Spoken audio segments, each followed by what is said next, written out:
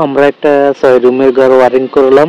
তো ওয়ারিং করার পর এখানে ডিবি বক্স দিতেছি, সাথে আবার আছে প্রদীপ মেন সুইচ। তো কিভাবে কাজটি করতেছি পুরো ভিডিও দেখেন। এখন তারগুলা কেটে রাখতেছি, আগে সার্কিট ব্রেকার লাগাই ফেলছি। আর এখানে আইপিএস এর তার দিই নাই, কারণ আইপিএস এর তারের কথা ওরা বলে নাই। সবকিছু বিল্ডিং ঘরের যে সিস্টেমে কাজ হয় বিল্ডিং ঘরের কাজের মতন করেছি। তো আসলে যাদের ঘরে কাজ করতে যাই তারা যেমনি বলে আমরা এমনি কাজ করতে প্রস্তুত, কারণ তারা ব্যবহার করবে, তারা যেভাবে বলবে আমরা সেভাবে কাজ করব। এখন আমি তারগুলা লাগাইতেছি সার্কিট ব্রেকারে। আর এর আগে প্রদীপ মেন সুইচ লাগালাইছি, প্রদীপ মেন সুইচ পাশে আছে। তো এখানে ভিডিও করতে হয়তো প্রদীপ মেন সুইচ ভিডিওতে লওয়া হয় নাই, পাশে আছে। আর এখানে আমরা 32 সার্কিট ব্রেকার দিছি ডাবল, আর 10 করে তিনটা দিছি, তিনটায় সিঙ্গেল। তো এখানে যে কালো তারগুলা দেখতেছেন এগুলো আমরা সবগুলা চাই ট্যাপ মেরে তামার গার্ডে লাগা দিছি।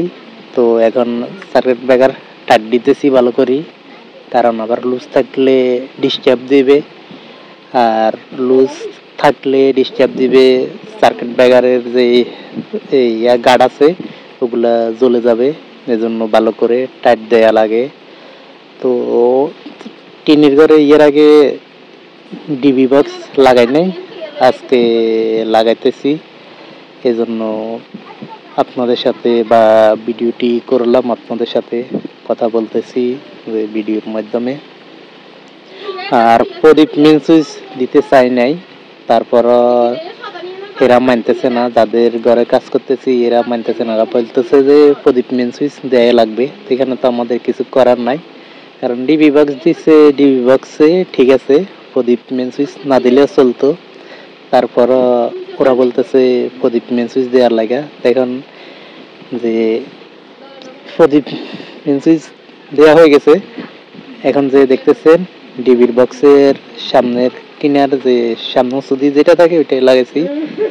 আর এখন এটা বক্সে সার্কিট ব্রেকার আসতেছে না, এই জন্য গার্ডগুলা ভেঙে দিতেছি। আর ইন্ডিকেটারও লাগাই ফেলছি। এখন লাগাই দেখি যে লাগাই দিতেছি, স্ক্রু লাগাই দিতেছি। লাগাই আমরা কাজগুলা শেষ করার কাছাকাছি আছি। তো দেখতেছেন নাট লাগাইছি, আর একটা নাট আছে, নাটটা লাগাইবার পরে আমরা দেখব লাইন দিয়ে ঠিক আছে কিনা। তো আজকের ভিডিও পর্যন্ত, আল্লাহ হাফেজ।